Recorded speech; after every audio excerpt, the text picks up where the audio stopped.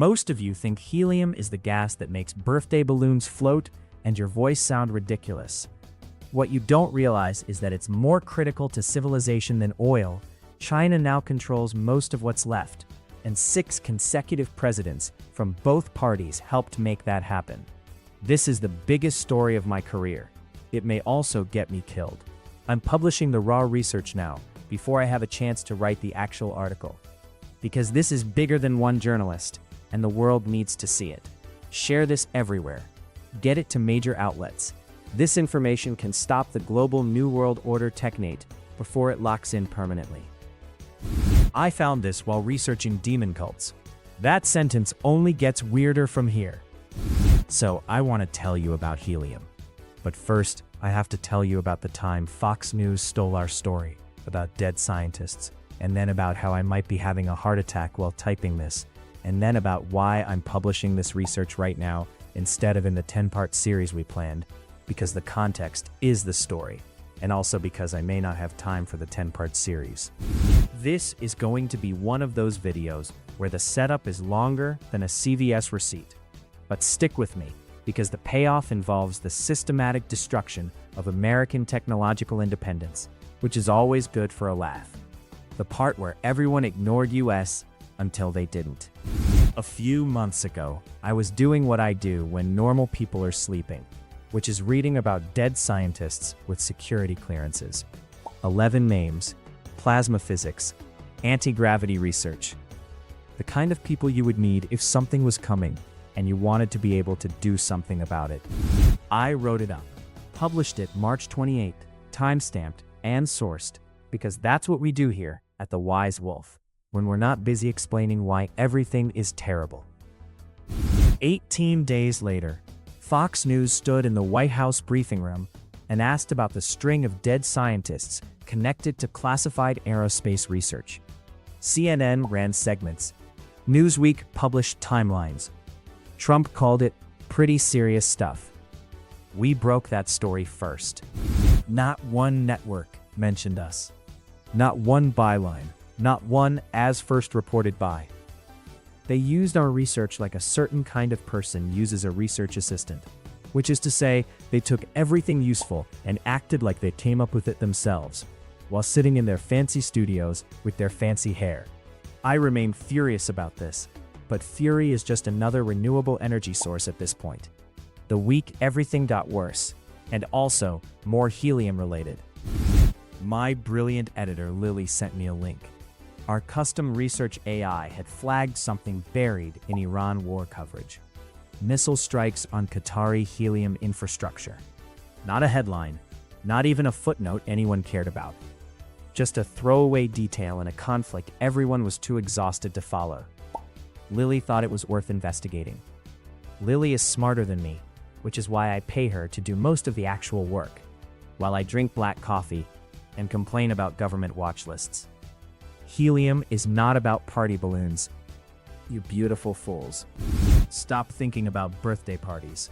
Helium is the only substance on Earth that can cool the superconducting magnets used in semiconductor fabrication. There is no substitute. The laws of physics do not offer one. Without ultra-pure helium, 99.9999% pure, a specification called 6 nines that almost nobody can produce, you cannot make microchips. Without microchips, there are no phones, no computers, no AI data centers the size of Delaware, no robot armies for the elite to automate society with. The entire technological civilization currently being used to consolidate power in the hands of people who think you're adorable but unnecessary runs on helium. When helium escapes into the atmosphere, it rises to the top of the sky and leaves the planet permanently. It is the only element that does this. When it's gone forever, like your faith in government competence or affordable dental care. Every president since Clinton did this. The United States built a federal helium reserve in Amarillo, Texas, a strategic stockpile of one of the only genuinely irreplaceable resources in modern civilization. Every president since Clinton, and I need you to hear that this means both parties, every Republican and every Democrat since 1993 has been systematically selling off that reserve at prices that don't reflect what it's actually worth. Hello out there in internet land. I'm Lily, the editor at The Wise Wolf, and I just wanted to steal a moment of your time to urge you to subscribe to our god-awful channel. Otherwise, my professor is going to press charges for breaking into his office to shoot this clip. Thanks. Bye now. Companies that bought it are documented. The lobbyists are documented.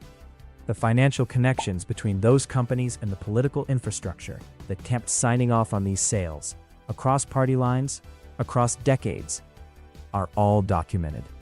We put all the receipts online because I needed them somewhere the internet could find them regardless of what happens to me personally. Which brings me to the part I didn't plan to write. The part where my heart tries to kill me. I am not well. I've been treating infected wisdom teeth with antibiotics for 2 years because the surgery cost $10,000 and I chose independent journalism over the career that would have given me $10,000 for dental surgery. This choice is literally killing me, which is hilarious if you squint. Untreated dental infections migrate to your heart. Last night was chest pain, couldn't breathe, drenched in sweat. The kind of knot where normal people call ambulances. I didn't call an ambulance because the last time I called for chest pain, I woke up strapped to a gurney in a psychiatric hospital that held me for 3 months. Illegally. Never saw a doctor. Never got a diagnosis. Only got released after the lieutenant governor's office threatened legal action. So, no, I'm not calling an ambulance. I'm writing about helium cartels while my cardiovascular system stages a revolt.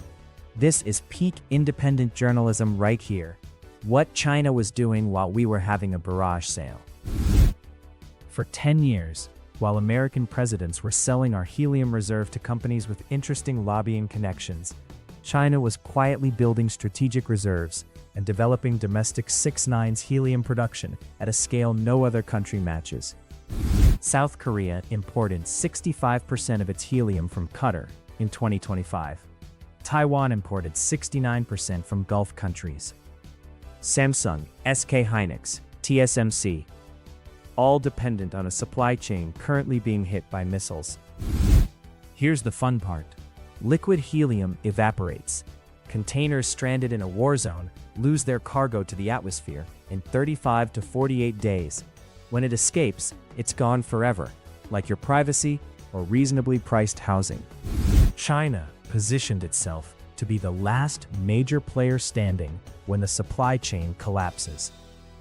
The financial connections between the entities that facilitated America's drawdown and the people who benefited from China's buildup are documented and waiting online.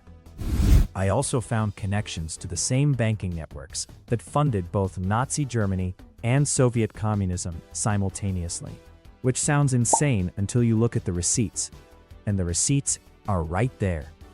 Why this is going up now instead of in the book we planned. Lily and I were going to do this properly. 10 parts, fully sourced, the kind of thing that wins awards if the people giving out awards haven't been compromised by the same networks we're describing. I may not have time for the book.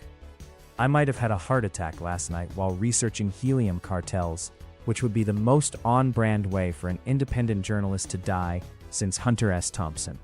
So the research is up, all of it. Raw data, documented connections, timelines with sources. It's not pretty or packaged with a clean ending. It's everything we found, laid out as plainly as possible, because it needed to exist somewhere that didn't require my continued cardiovascular cooperation. Speaking of cardiovascular cooperation, if you're a doctor near Buffalo who's not affiliated with any fraternal organizations or ancient Babylonian death clubs, please reach out. I genuinely need help, and I'm genuinely afraid to get it through normal channels because I know what powerful people can do to someone on an operating table. I know what's going to happen. This video will get a few thousand views, a few hundred shares, then vanish under the next news cycle while people forget that we just documented one of the most significant long-term betrayals of American national interest in 30 years. I'm publishing it anyway, because the people responsible are counting on you not caring enough to make it matter. Share this video. Not for the algorithm, but because the documentation is real, and the receipts are already public, and there's nothing anyone can do about that. Help keep the wise wolf howling.